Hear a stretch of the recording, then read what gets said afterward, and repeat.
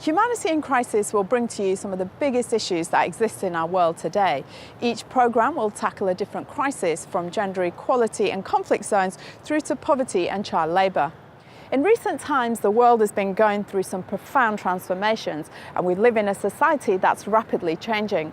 The global economy is in a fragile state, with many countries in the grip of an economic meltdown. And every day, new questions arise for governments to answer on how to beat the economic downturn, not only locally, but globally. Today's programme will investigate the issue of recession, the causes and the impact on individuals as well as nations. But first, let's see what the great British public know on this matter. Recession is when people find it hard to spend money.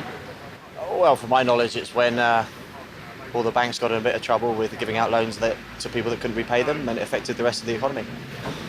Banks have lent out too much money and now we have to pay for it. I would say a recession is where the economy goes into negative growth and things start to get a bit worse. We've experienced recession on a number of occasions in recent times, from the mid-70s till now. And economic downturns don't always happen for the same reason, as economics expert Jonathan Portis explains. Technically, economists define as a recession as 2 quarters, that's 6 months where output is falling. But more generally, a recession is just a prolonged period when the economy is doing badly, when output is either weak or falling. And a global recession is simply where that's happening not just in one country, but in most, if not all, of the countries, at least in the developed world. Recessions can be caused by a number of things. So, for example, a price shock, such as a sharp rise in oil prices, can cause recession, or, as we've recently seen, a financial crisis, just as it did in the 1920s, can cause a global recession. The recession has hit internationally, but where did it begin? Where are its roots? The recession that we're living through now, which has lasted for some 5 years of quite depressed levels of economic activity in much of the world, especially in the developed countries, in the Western countries, really began in 2007 in the American housing market. A whole lot of households that had been sold mortgages could not repay the mortgages. They were sold mortgages for houses that they could not possibly repay, and they began to default. And the result was that there was a panic in the whole financial system, a fear of wholesale bankruptcies. And so the American economy began to contract. Many European banks had bought securities that contained these dud mortgages, these mortgages that were failing. And so the value of their securities collapsed. And so the whole asset base of even the European banks began to shrink. So the European banks cut back their lending. Households and firms in Europe began to worry about the future, so they cut back their spending. And so the thing jumped across the Atlantic from North America to Europe in 2008. The UK, despite being one of the world's biggest economies, has experienced an immense economic downturn, resulting in a double-dip recession in 2011. This term simply means that the economy goes back into a recession before it's had a chance to recover its previous economic output.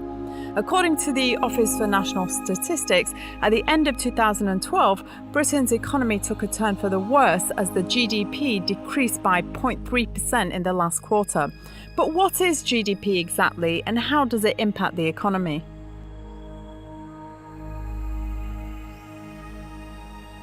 GDP, gross domestic product, is just a measure of the total value of all the stuff that the economy produces in a given period. So that stuff, everything from televisions made in factories, through to strawberries grown into fields, through to video games sold to foreigners. It also includes stuff which doesn't have a market value but still counts, like schools teaching pupils. So when GDP is growing, the economy as a whole, the amount of stuff that we're producing is growing, and when it's falling, that means that things are going badly and the economy is shrinking. With the effects of the recession widespread, each one of us is likely to know somebody who's been affected. According to the Office for National Statistics, living standards for average Britain has seen its biggest drop in a generation at the beginning of 2013, coinciding with a fall in disposable income by 1.7%. We asked the average person on the street if they'd also felt the brunt of the economic meltdown. Well, as a small business, we find that people take longer to pay, and that they also want to pay less for what they're getting. So we end up having less to pay other people.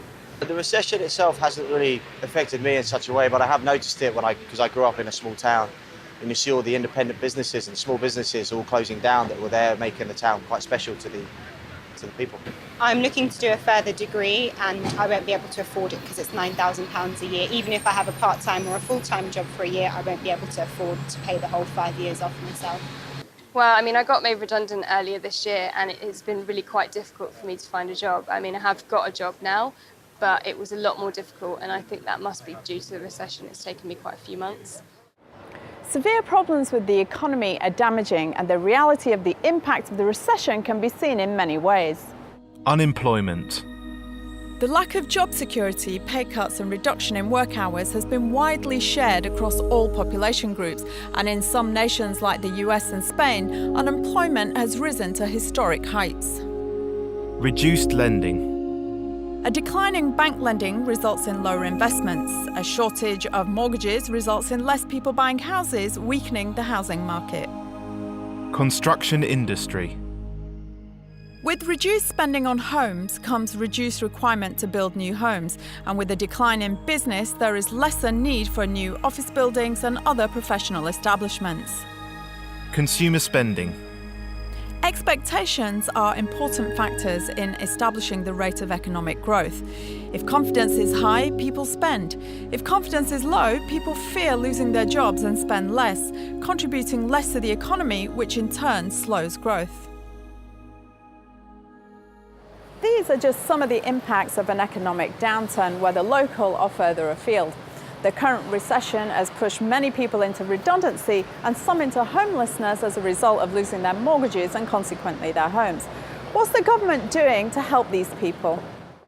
The government's working hard to try and prevent particularly street homelessness, and there's a big strategy there, but also to try and bring empty properties back into use to reduce the cost of housing, to make it easier for people to buy their own house. So all of these things are about trying to make it easier for people who might be having some difficulty with their housing. But there's also a big push to make sure that we support people who are out of work for any length of time, people who've lost their job, and there's specialist help available from a local job centre. While it's difficult to remain recession-proof, there are ways in which we can prioritise our lifestyles and budgets to mitigate any effects the recession may cause us. What strategies are the public employing to protect themselves? I have to spend less to survive because I can't do anything else. I'm shopping around looking for cheaper products or the same product but cheaper elsewhere. Well, I think we've actually had to be much tighter with expenses, more tighter with how I spend my money, and when times get bad, you simply pay yourself less money.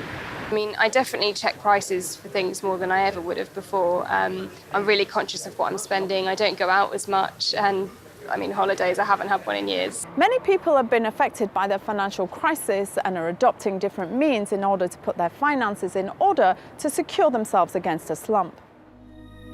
Despite the International Monetary Fund's praise for the UK government's response to the first recession, high levels of household debt, job cuts and a decline in the country's GDP have made us all sceptical of the pace of recovery. The Bank of England has intervened in an attempt to counter these issues with quantitative easing. Although a Bank of England report into the government's initial quantitative easing policy suggested it helped to increase the UK's annual economic output by 2%, analysts beg to differ. Well, what quantitative easing is essentially the Bank of England trying to pump more money into the economy by essentially buying government bonds from the private sector, especially the banks, and in return crediting them with effectively cash on deposit at the Bank of England. And the idea is the banks hopefully will go and lend that to the real economy and help restart economic activity. Unfortunately, so far it hasn't quite worked out that way. With lending at an all-time low, how can businesses keep afloat when capital is hard to come by? If our very recent history is anything to go by, some companies can thrive during a period of financial crisis. The expansion of Virgin Records during the 1970s recession and the growth of Virgin Atlantic in the early 1990s, when established airlines were still feeling the effects of the Gulf War and recession, is a precedent which many manufacturing and entertainment industries can take heed from today.